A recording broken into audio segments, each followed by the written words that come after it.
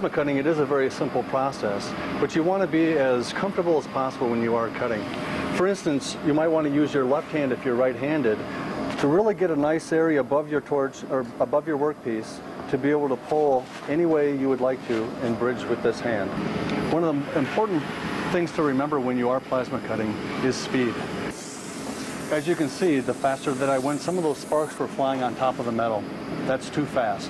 You want to make sure that your heat affected zone is minimized, but you want to make sure that that speed is just the right speed to keep those sparks underneath the piece of material. And as you can see, when you're done, you get a nice smooth cut, not a whole lot of dross, no warping at all. What I'd like to show you now is just a little bit thicker material, because our plasma cutters do cut thicker material as well. Some things to remember is when you're using an extended tip like this, you want to hold a little bit of a standoff and get as close to that material as possible. Again, put your finger underneath the safety. Get close, pull, make sure that you have this hand as a guide, and kind of trace that cut out. On thicker material as well, you want to hold a standoff when possible. That'll make your tip and your electrode last a little bit longer. So as I'm following this cut along, at the end you'll see I want to stop and I want to roll a little bit to make sure that arc severs that piece, and then follow my cut all the way through.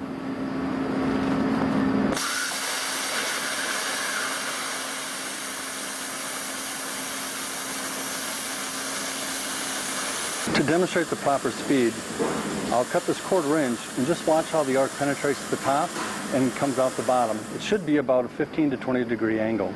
Now with most machines, when you're cutting into the top of its capacity, you will get dross on this, as you can see. But the piece should just snap right off. And the dross comes off very, very easily. One snap of another piece of metal or a chipping hammer, and you've got yourself a nice cut. Okay, to pierce metal, there's two different ways. We showed you before on thin gauge material, you can lay that torch right down on the material and pull the trigger. When you get a little bit thicker material, there is a way to do that without damaging your consumables.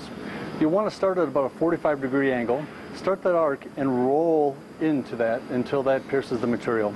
I'll demonstrate that right now for you.